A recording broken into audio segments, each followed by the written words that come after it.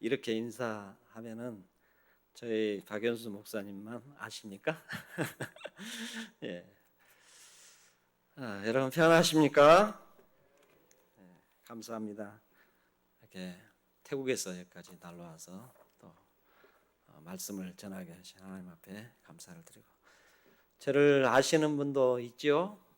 태국에 오셔서 같이 또 집회도 하고 예배도 드리고 하는 그런 분도 계실 겁니다. 예, 감사합니다.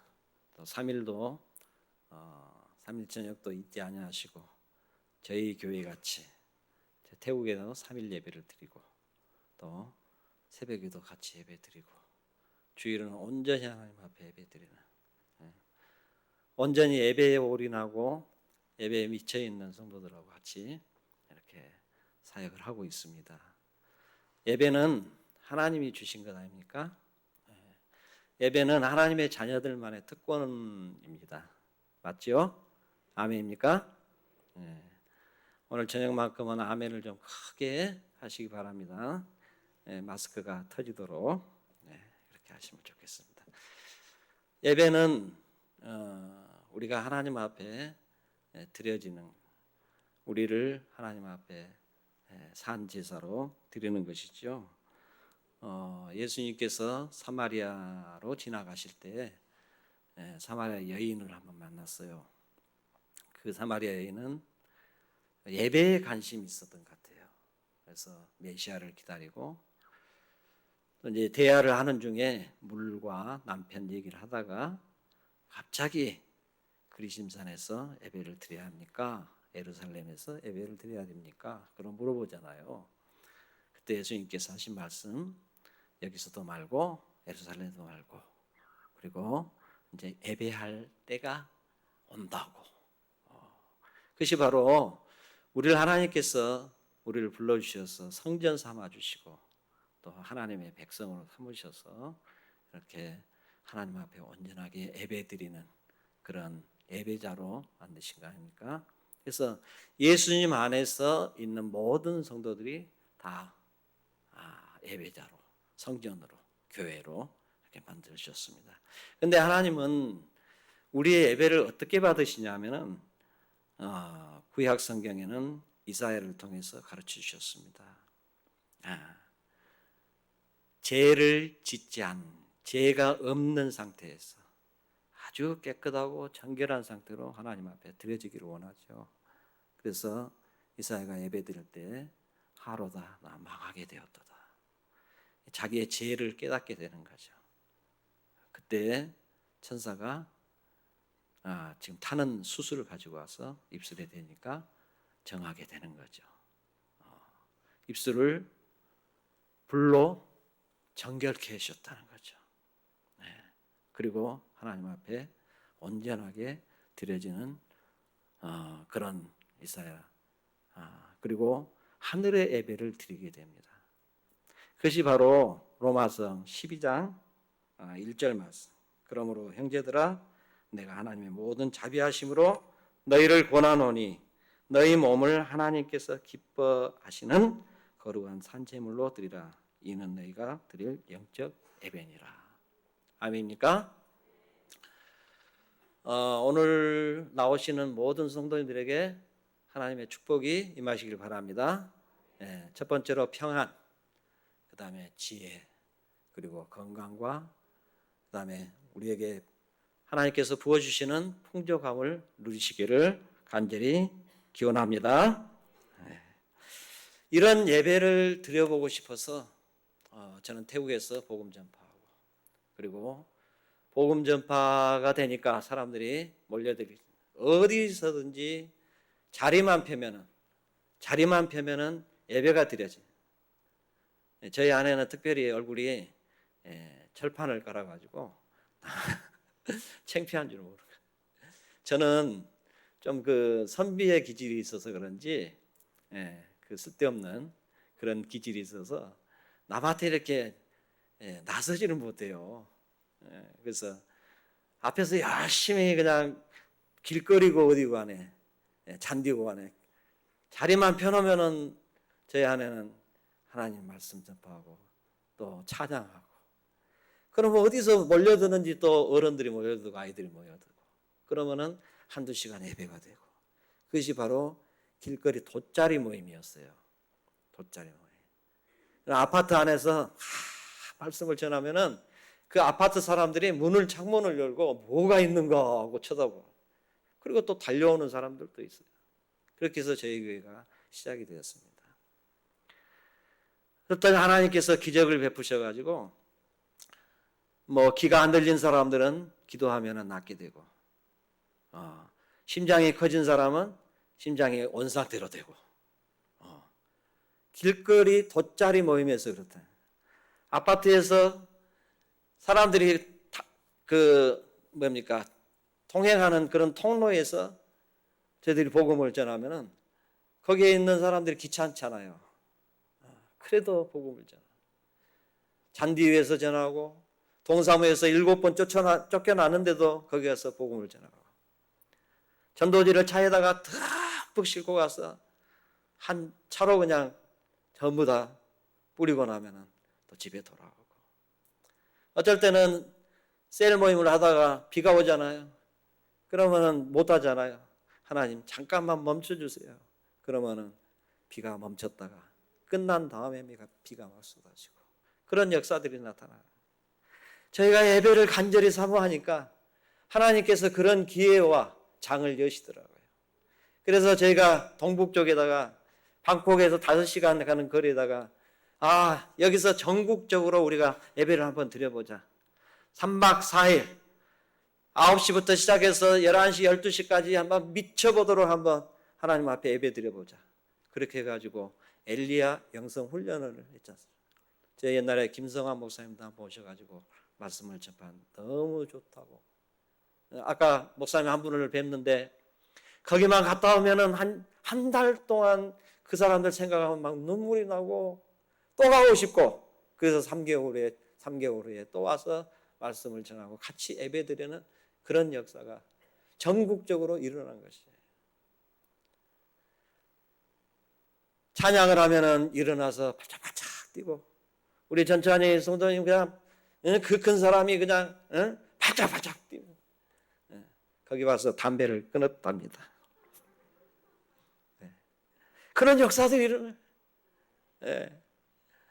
마약을 하는 사람들이 조폭들이 찾아와서요. 이렇게 기도하면은 저는 감각이 좀 있어가지고 저 사람 뒤에 그냥 뭐가 좀 많이 있는 것 같다. 그러고는 이렇게 기도하다가 열어보면은 등짝이요 완전히 그림천지. 막 불상이 가득 차 있고요. 옛날에 뭐 했습니까? 그러면 조폭이었대요. 그런 분들이 변화되는 놀라운 역사. 입에서 입으로 소문이 나고 몰려들기 시작하면은 그냥 막 정신없이 시간 가는 줄 모르고 끝났는데도 집으로 갑시다 그러면은 더 합시다 할 정도로 그렇게 하나님의 놀라운 사랑과 은혜와 평강과 기쁨이 막 쏟아지는 그런 집회가 이루어져요. 그런데 이 코로나가 딱 막아버리잖아요. 막아버렸어요. 그래서 더 이상 하지를 못하는 거예요. 2020년 1월 마지막 주로 32회를 8년 동안 1년에 4번씩 또 그것 끝나면은 저희들은 2주 쉬었다가 또 전도 순회 집회를 그래서 일주일 동안 가면은 교회마다 풍이 일어나고 꼭 1970년 80년도에 사경회가 열리듯이 한국에서 저 목포에서 옛날에 1900년도입니까? 그때 초대교회 당시에 그 목포에서 부산에서 아기를 뭐라고 합니까? 짊어집니까? 아니면 업고 죄송합니다. 한국말을 어쩔 때는 생각이 안 나가지고요. 업고 그리고 머리에 이고 뭐를 이어요? 쌀하고 침구 도구를 이고 그렇게 걸어서 평양까지 갔지 않습니까?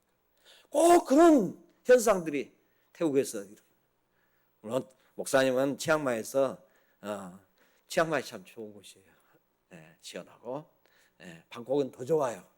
그래서 저는 방콕을 29년 동안 고수했습니다. 네.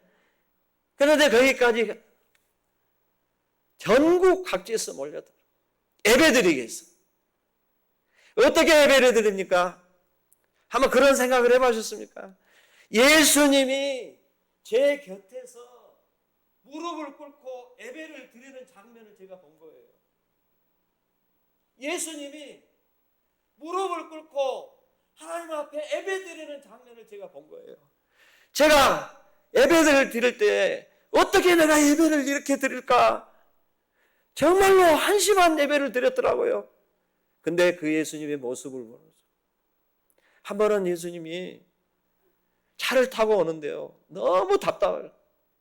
또 이런 얘기했다고 또 이단이라고 하지 마세요. 제 경험이니까요. 제 차에 와서 집을 얻을 때마다 꼭 2, 3일 남겨놓고 집을 얻어야 돼. 집에서 나가라고 그러고 주인은 나가라고 그러고 저는 아직 집이 준비되어 있지 않고 차를 타고 오면서 원망을 좀 했어요. 하나님, 왜 이렇게 다급하게 저를 몰아세우십니까?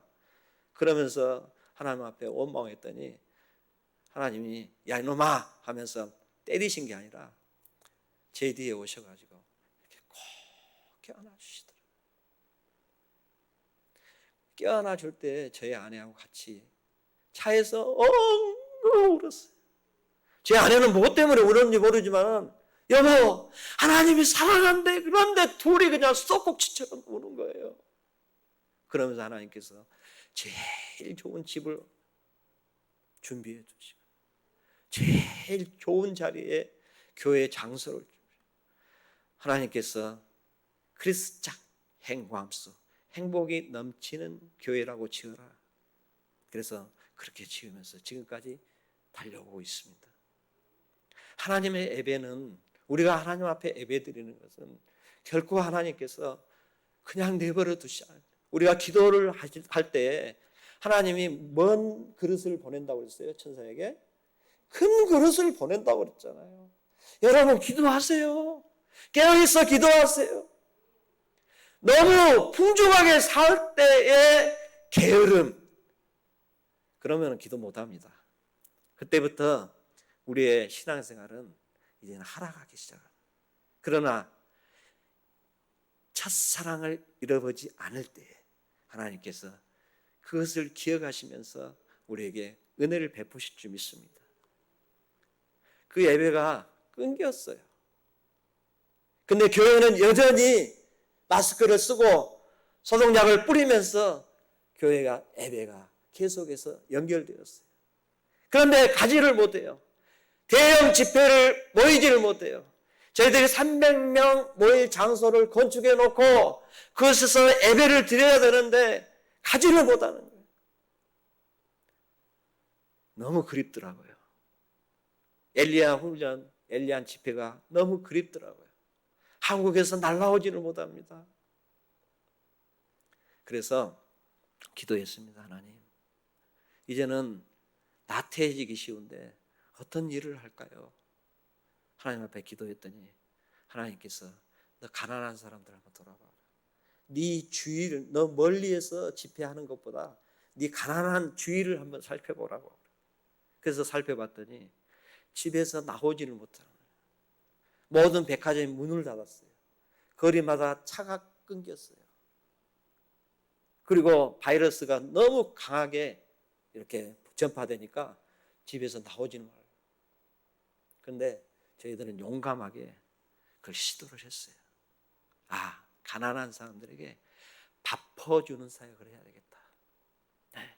그리고는 식당을 개조를 했습니다. 우리 성도가 그냥 돈이 없어가지고 이렇게 다 쓰러져가는 그런 허술한 식당을 했는데 그것을 개조를 했습니다. 1,000만 원을 들여서 다시 세워가지고 거기서 본격적으로 밥상을 하는데요. 주의가 멀리만 느껴졌던 그 주의가 가깝게 느껴지는 것이죠. 장애인들이 보이기 시작해요. 가난한 영혼들이 정말로 갈급한 영혼들이 보이기 시작해요. 그래서 저희들이 기도하면서 하나님 돈 주세요. 돈을 줘야 쌀을 사고, 돈을 줘야 또 반찬도 사고 도시락도 싸야 될 거 아닙니까? 그래서 하나님 앞에 기도했더니 5,000밭이 모여졌어요. 5,000밭 17만 원 정도의 돈이 모여져서 쌀을 사고, 제가 또 헌금해가지고 첫 번째 제1회 때에 500명 먹였습니다. 도시락. 그리고 장애인을 만나기 시작하는데, 수차시라는 사람이 뇌종양으로 쓰러져 있는데 집이 너무 가보니까 너무너무 어수해요. 그 아내가 이런 얘기를 합니다. 아침이면은 밥그릇에 코브라가 들어가 있다.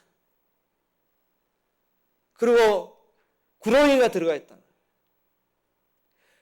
깜짝 놀래 그냥 자빠질 걸. 그래서 담대해가지고요, 그를 쫓아내고, 그러면 또 오고, 잠을 자는 바닥에는 전갈이 기어다니고 위에는 뱀이 왔다 갔다 하고, 문이 없기 때문에 모기들은 들어와서 물어뜯는데 정말 살 수가 없다. 도시락을 갖다 주면서 그 영혼을 전도했습니다. 뭐를 믿냐면 불교를 믿는 것이 아니라 남묘호란계 20년을 믿었어요. 복음을 전파하니까 변화되기 시작하고, 흔들리기 시작하고, 바람 부는 것처럼 흔들리기 시작하고, 남묘호란계 안 믿겠다고. 그리고 기도를 하니까, 처음에 기도를 하니까 예수님의 이름으로 기도합니다. 아멘을 하기 시작. 거기에 찾아오는 그 장애인들을 돌보는, 가난한 사람들을 돌보는 그 봉사자들이 같이 따라와서 같이 기도를 하는 거예요. 지금도 예수를 믿지는 않습니다.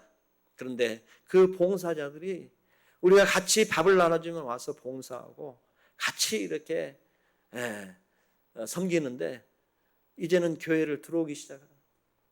그 수차시라는 사람은 세상을 떠났지만은 예수를 믿고 떠났어요. 그 부인은 지금 잘 예수 믿고 저희가 오기 전에 세례를 베풀면서 정말 천국 갈 믿음이 있습니까? 그랬더니 그렇다고 대답했어요. 같이 예배를 드려요.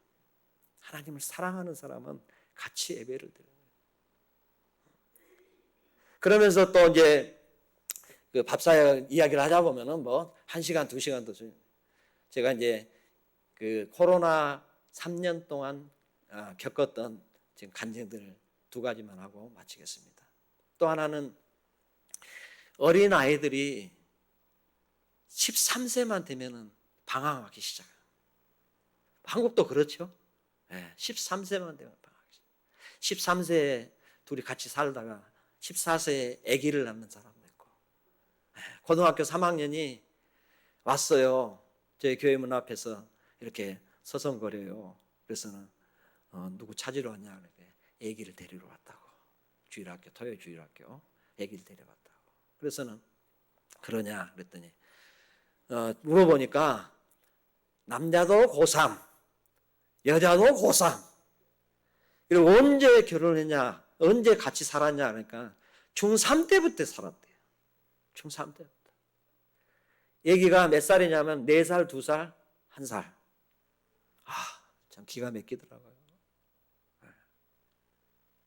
그래서 제가 그러냐고. 13세부터. 근데 이제 주일학, 제가 4대째거든요. 예수를 믿는지 4대째. 엊그제 고향 갔다 왔습니다. 그때부터 이제 비전이 생기기 시작한 거예요. 어른들이 너 뭐 될래? 그러면 저희 아버님이 너는 목사다. 어려서부터 저는 목사 소리를 듣고 군대 때도 전도사라고 하냐고, 군대 때도 동기들이 또 고참들이 장목사 그러면은 저녁 기도회도 해야 되고 그랬습니다. 어려서부터 목사가 되는 거예요. 그게 꿈이에요. 물론 그 전에는 아주 어렸을 때는 대통령 된다고 그러고 국회의원 된다고 그러고. 근데 지금은 꿈이 없어요. 꿈이. 그래서 저는 정말 말씀을 많이 읽었습니다. 정말 기도를 많이 했습니다. 주일학교 때 정말 열심히 참석했습니다. 제 아버지하고 같이 이렇게 손잡고 갔던 기억도 나는데요. 여름성경학교 갔던 기억도 나는데요. 그렇게 재밌었습니다. 그리고 중학교 나오자 하나님 광주 수일고를 들어가게 해 주시옵소서 뺑뺑이 돌리는데 그렇게 기도했습니다. 그때 하나님께서 인도하셔서 숭일고가 돼요. 저 혼자 숭일고가 돼요. 군대에서도 하나님 최전방에 가서도 좋으니까 하나님 그냥 몸만 건강하게 나오게 해주시옵소서. 저 목사가 되니까 빌리 그레함 같은 목사가 될 테니까요. 그런 꿈이 있어요. 숭일고 가서 저는 다른 사람이 받지 않는 리빙스턴 장학금을 받았어요. 리빙스턴이 누구야? 선교사야. 선교사. 그래서 제 꿈은 다시 목사에서 선교사로 변화되기 시작했습니다. 그리고 저희 아내가 선교사 안 하려면 절대 결혼 안 해. 네. 그래서 거짓말에서도 선교사 해야 된다고. 그리고 선교사다. 그리고 뒤따라 갔더니 태국으로 가더라고요. 네. 저는 필리핀에 있고 싶었는데 필리핀에서 영어 공부해가지고 한국 들어가려고 그랬는데 그런데 태국말 해가지고는 별로 이렇게 재미가 없잖아요. 그런데 제 아내는 중고라고 하더니 통역을 우리 박연수 목사님을 잘 모르겠지만은 제가 또 이런 말하면 제 아내가 돌아가서 혼내요. 그런 말 하지 말라고. 근데 사실인데 통역을 제일 잘해요. 통역사. 근데 하나님의 은혜가 그냥 막 넘쳐요. 어디 가든지 말씀만 전하면 막 바로 말씀 전하면 그냥 바로 통역이 들어가고 사람들이 울기도 하고 웃기도 하고 그냥 막 가슴을 치면서 통곡. 그래서 저희들이 어린 아이들을 잘 길러봐야 되겠다.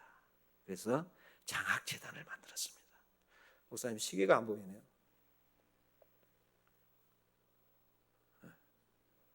시계가 어디? 그래서 장학재단을 만들려고 그랬어요. 예, 장학재단. 그래서 엘리야 스콜라십 파운데이션 그렇게 해서 장학재단을 만들어요. 여러분 제가 기도 제목을 하나씩 드릴 테니까 제가 뭐 이거 기도해 주세요 그렇게 안 해도 그냥 이 일을 위해서 기도해 주십시오. 엘리야가 다시 열리기를 원합니다. 올 10월 달부터 다시 열리기를 원하고 1월, 4월, 7월, 10월 이렇게 해서 4번 열리고 3박 4일 열립니다. 그리고 그 후로 2주간이 지나서 순회 전도 집회, 전국을 방문하는 그런 집회, 교회마다 들어가서 하루에 3교회도 방문하고 하루에 4교회도 방문하고 2교회도 방문하고 그렇게 해서 집회를 하기 시작합니다. 이제는 그 엘리야 장학재단 어린아이들 42명을 한 달에 1,000바씩 이렇게 제공을 합니다. 후원을 합니다. 그러면은 1년에 12,000바씩 되죠. 정말 기가 막히게 하나님께서 인도하시고 또 후원해 주셨습니다. 이 어린아이들이 장학금을 받기 시작하는데 놀라운 변화가 일어나기 시작해요. 교회가 변합니다. 교육자들이 같이 장학금을 받는 어린아이들과 같이 살기 시작합니다. 세 번째는 묵상하기 시작하고 큐티하고 말씀을 암송하고 필사를 합니다. 그것이 매일 이루어지는 거예요. 저희 아내는 큐티를 보내는데 그냥 한 300명한테 보내면은 거의 뭐 500명한테 이렇게 전달이 돼요. 큐티를 하면은 그 큐티를 따라서 다시 답이 오기도 하죠. 또 어떤 사람은 그거를 갖다가 뭐 10명, 20명, 뭐 20명, 30명에게 전부 그런 하나님의 역사가 그러니까 말씀이 깨달아지는 거예요. 모르는 것은 또 물어오기 시작하는 거예요. 그리고 뭐가 부흥되냐면은 각 교회마다 주일학교가 부흥이 됩니다. 주일학교가 없던 교회가 주일학교가 생기기 시작. 그런 역사가 일어나요. 그래서 이 엘리야 장학금을 받는 자녀들이 앞으로 어떤 꿈을 꾸느냐 하면은 나는 주의 일 하겠습니다. 목사도 나오고 박사도 나오고 신학자도 나오고 또 장로도 나오고 대기업가가 나와서 태국을 변화시키는 하나님의 사람들이 나왔으면 좋겠습니다. 사사기 2장 8절인가 보면은 2장 1절에서 읽어보면은 무슨 말씀이 나오냐. 모세 시대 때 나오고 여호수아 시대 때. 여호수아가 죽고 난 사사 시대. 사사 시대를 말씀을 하려고 뭐가 나오냐면은 거기에 다음 세대. 그런데 다음 세대라는 말이 나와야 되는데 다른 세대가. 다른 세대. 다음 세대는 모세와 여호수아의 말씀을 들은 세대입니다. 그들은 하나님을 공경하고 하나님을 존경하고 하나님 앞에 엎드리는 세대였습니다. 그런데 다른 세대는 하나님의 말씀을 듣지 않는 세대, 자기들 마음대로 하는 세대였습니다. 저는 그걸 깨달았어요. 다니엘과 그 다음에 미사엘과 하나냐, 아사랴. 저는 사드락, 메삭, 아벤노라고 외우지 않습니다. 왜냐하면 이스라엘 이름을, 그게 하나님의 그 이름이 얼마나 아름다운지 몰라요. 다니엘. 그 다니엘이 언제 태어났냐면요, 암몬 시대가 아닌 요아스 시대였다. 요아스 시대에 하나님께서 그 요아스를 통해서 계획을 일으키자. 8살에 왕이 됐습니다. 잘 몰라요. 그러니까 누가 가르치냐면 대지사장이 가르쳤어요. 하나님의 말씀대로 가르쳤어요. 참, 대지사장 중요한 역할이죠. 그렇게 가르치니까 요아스가 16살에 종교 개혁을 일으키는, 종교 개혁, 변화를 시키잖아요. 그 시대 때 누가 태어나냐면 다니엘이 태어나요.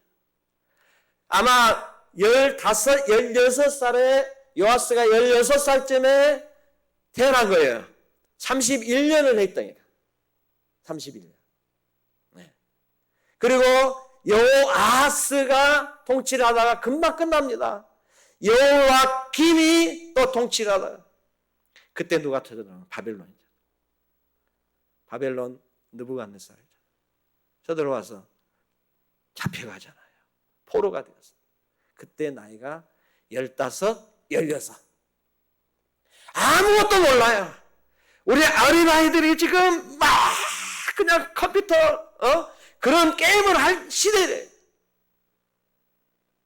그런데 다니엘은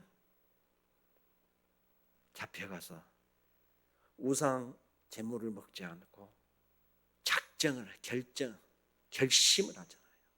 나는 오직 여호와 하나님만 섬기기로 결심을 하죠.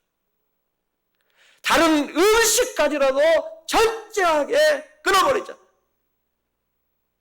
그런 결심이 하나님의 사람으로 만드는 거죠. 여러분, 복 받으시기를 원합니까? 왜 태국이 이렇게 가난합니까? 말씀이 없는 기갈 때문에 우리의 육신도 가난해집니다. 우리의 좋은 것들만 찾아가려고 하니까 하나님께서 복을 주시지 않는 거예요. 하나님 앞에 그냥 철저하게 다 드려버리면 하나님께서 우리에게 복을 주시는데, 다니엘같이 복을 주십니다. 비록 포로를 할지라도, 요셉이 포로를 할지라도 하나님께서 보디발에게 복을 주시죠. 저 감옥에 갇혔을지라도 하나님께서 지혜를 주시잖아요. 다니엘이 포로로 잡혀갔어도 하나님께서 세워주셔서 장관으로 삼아주시잖아요. 그런 역사가 오늘 이 교회에 일어나기를 바랍니다. 복을 받으시길 바랍니다. 그런 꿈을 가지고서, 그런 꿈 하나님 앞에 예배. 그리 아니하실지라도 하나님 앞에 예배드리는 그런 꿈을 가지고 사시기 바랍니다. 여러분, 종말이 뭡니까? 종말. 예수님의 십자가부터 오늘까지 주님이 오시는 그날까지가 종말이에요. 종말을 사시는 성도님들, 주님이 오심을 기다리면서 사시는 성도님들, 하나님의 말씀을 묵상하면서 사시기 바랍니다. 묵상이 뭡니까? 이것만 하고 봐야지. 묵상. 사자가 음식을 취했어요.